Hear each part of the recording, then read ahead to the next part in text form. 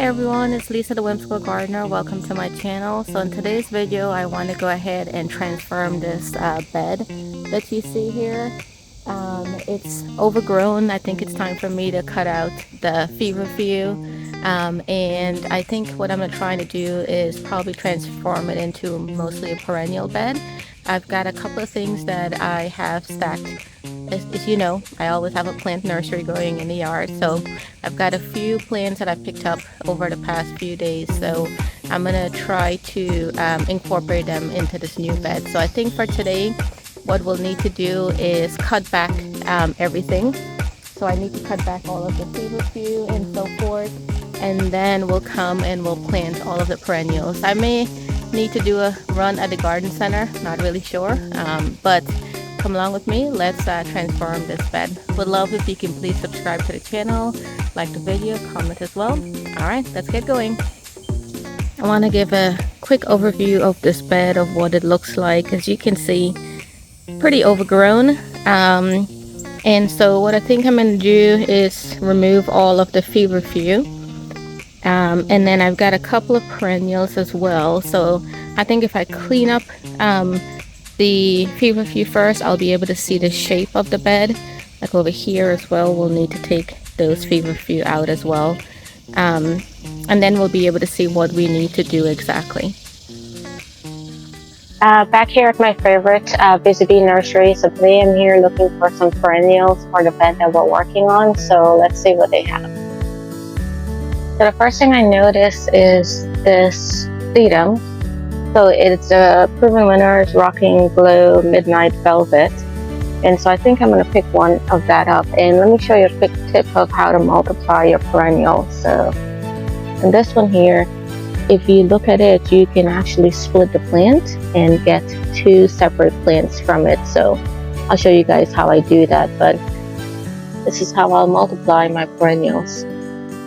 Now this penstemon that I have, I found it on the 75% rack, and it may not look so great, but it's a perennial. I can cut it down now and then I'll get blooms next year. So 75% off. That also spotted these blue false indigo or Baptisia, so you can see it better on there. So these are full sun, zone 3 to 9.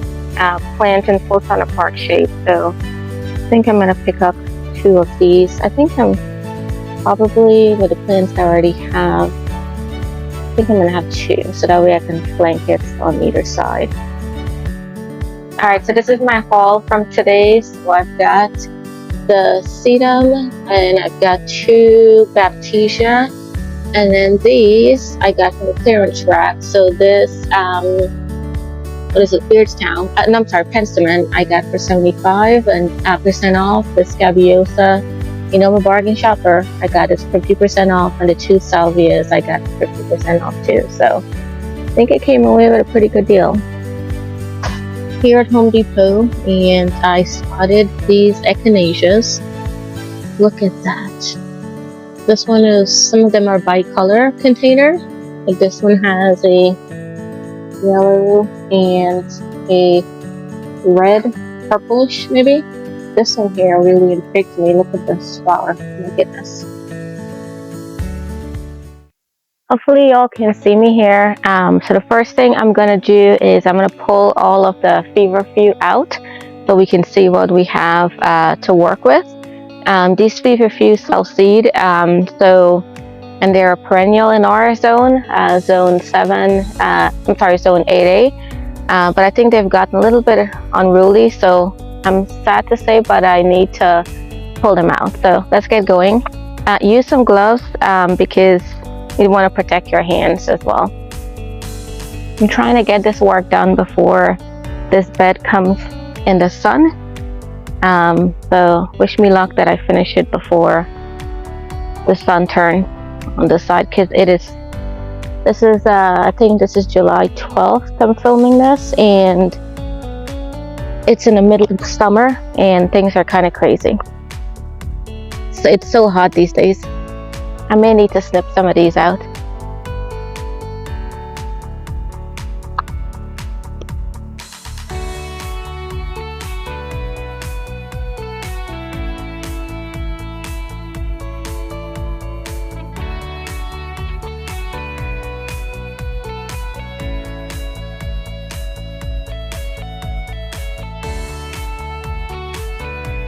Alright, so I'm done cleaning out the back of it, so let's start cleaning out the front of the bed. Now these roots are crazy, so I'm having to cut pretty much all of them.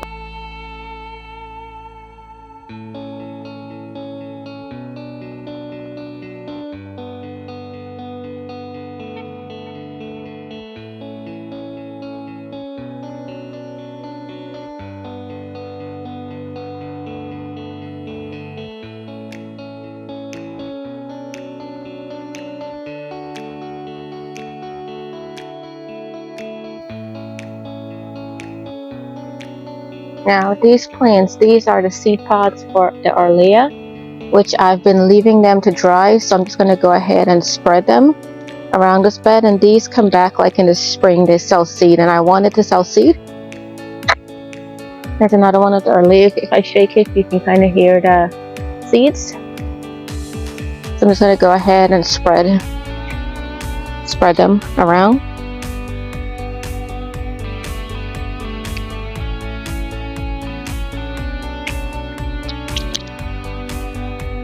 Now I've done cleaning this part of the garden there, but I need to clean up over here. I'm in the frame, I think so. So let me pull the feverfew out here. A couple of things have self-seeded as well, so let's clean up this area. You can't even see the rocks that we have here. Everything is kind of grown over it, so let's clean up this area.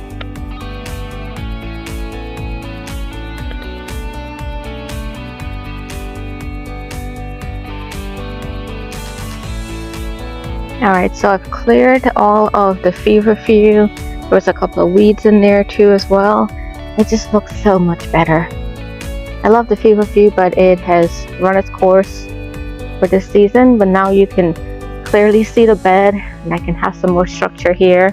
And it's long overdue. And this is the side of the bed, which you couldn't even see before with the feverfew. Did you know I had a pod there of coreopsis? I'll need to move that as well.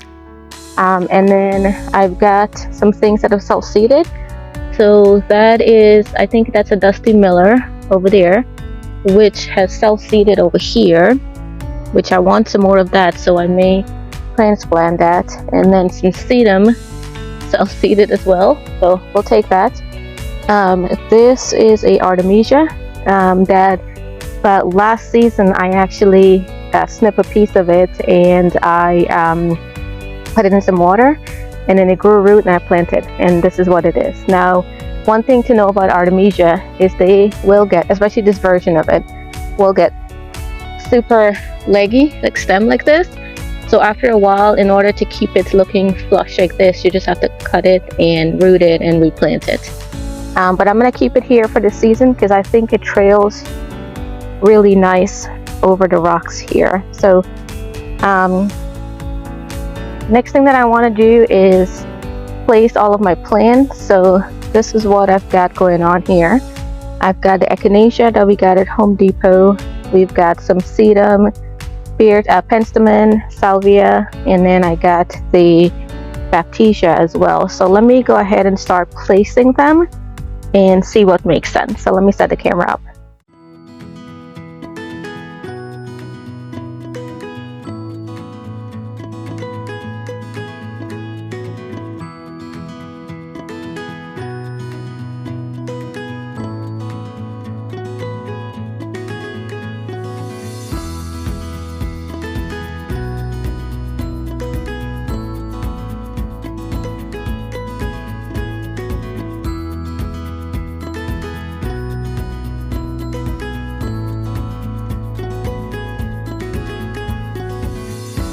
Alright, so this is what I came up with. So what I'm trying to do is make the bed symmetrical as much as I possibly can. So you'll notice I have a lamb's ear there, one over there.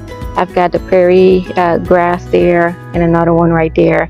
The middle has a shrimp tree, and so what I did was I did a circle of Echinacea. Now what I'm going to do is I did a Echinacea over there, and I'm going to move this white one over to that side, so when you look at it, there's a little bit of symmetry on there. This one, the white one, I grew from seed. And then I pair the two salvias over here, and then there's some veronica right there, and right there. So when you look at it, it looks like there's symmetry. In front is annual zinnias.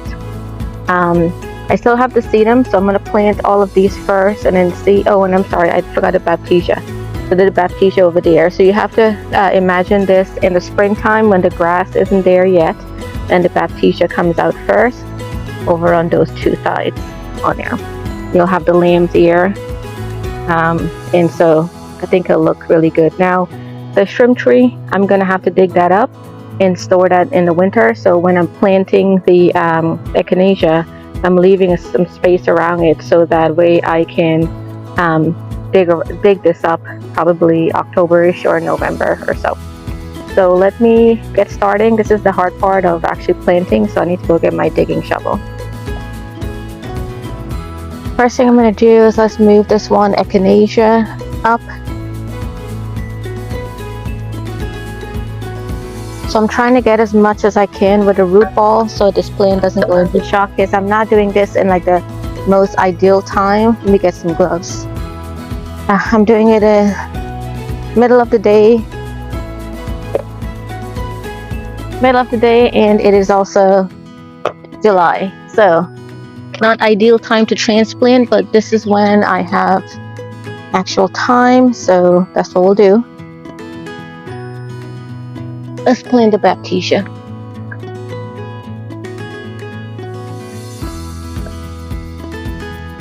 Now this plant, this soil, I'm not going to put much fertilizer in it because earlier in the spring I did spread fertilizer. So usually what I do in spring, I'll come out and I will spread fertilizer, usually something like a garden tone or plant tone, and that's what feeds the plant the entire season.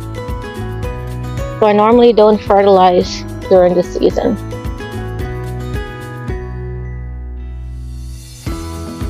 Alright, so next we need to do is dig a hole for the Echinacea. I'm going to move my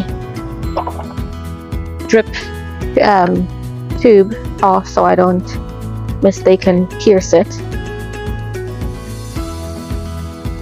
I'm telling you, this is the best digging shovel ever. I'm going to do an episode on tools that I use in the garden, and this digging shovel is something that's on the list.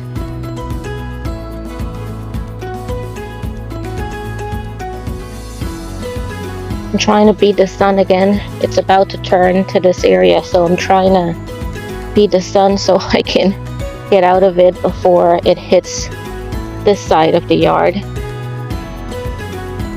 Now I'm reworking the drip tube so that there's water that goes to these newly planted plants.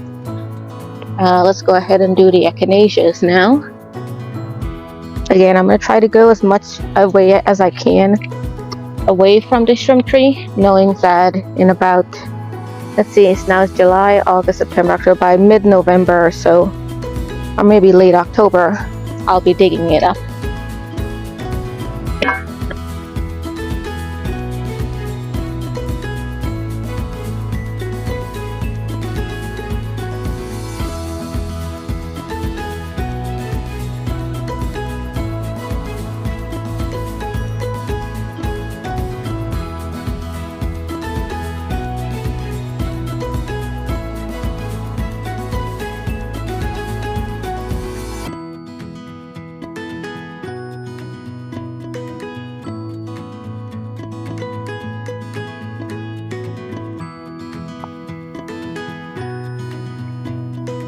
I'm planting the Baptisia now, which is stuck in this pot. There we go.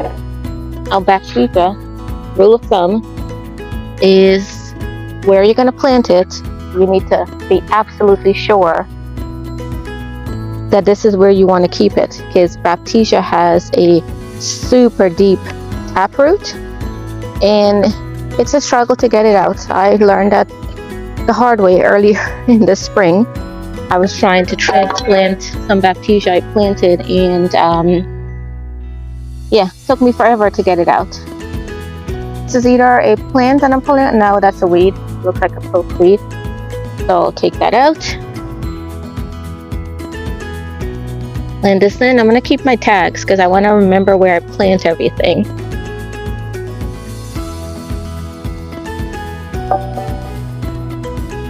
Alright, and then I'm gonna put my other Echinacea over there. Let's dig that up.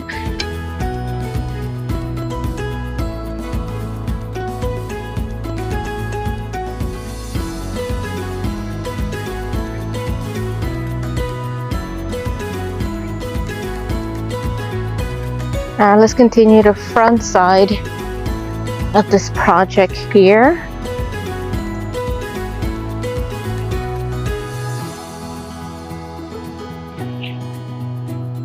Oh, the soil is amazing on this side.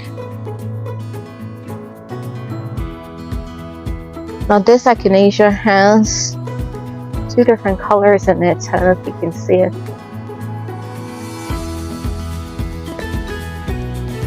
You guys, I don't know about you, but I'm super sweaty. It's so hot outside. I think I'll be able to be finished in time before the sun turns.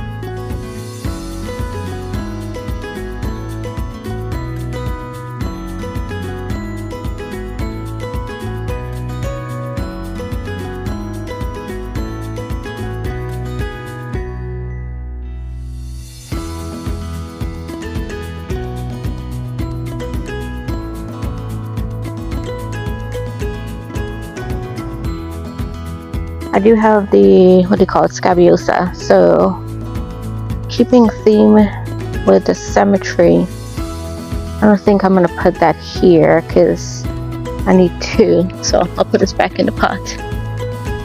All right, so I'm gonna use back soil to be the mulch here, and I was kind of lazy to go down and get a bucket, so I found one of the kids' Halloween things. So real life gardening, guys, here. So I'm just using that as my holder, and I'm just spreading the soil, and then I'm just gonna put like a nice layer over the bed, and I think it would look really nice, and I'll give you guys like a finished look with everything. Now what I'm gonna do as well is I need to go ahead and water all of these plants in,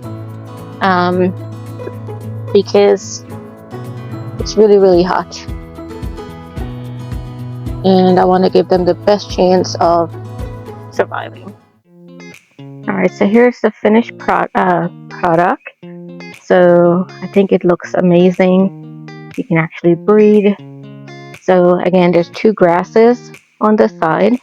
I've got my lamb's ear, my veronica, and then behind there I have Baptisia as well, and then a ring of zinnias. And then in front here I have my the ring of coneflower, and then my annual zinnias that's here. And let me give you a close-up.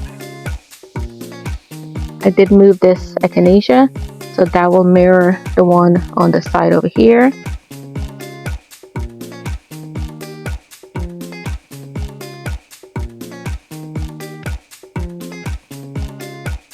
My season is long enough that I will get a good, some good growth out of these perennial this season. View from this side, this just looks so much better. You can actually see the design of the rock. Let me go a little bit farther out so you can see it, and an overview from here. It just looks amazing. I love this vista. This is beautiful. Hope you all enjoy seeing the transformation of this garden bed. I think it just feels much more relaxed. It doesn't feel like chaos, and I think I finally get some structure in this bed. Hope you like the video. Please subscribe to the channel, like and comment as well. Until next time, happy gardening.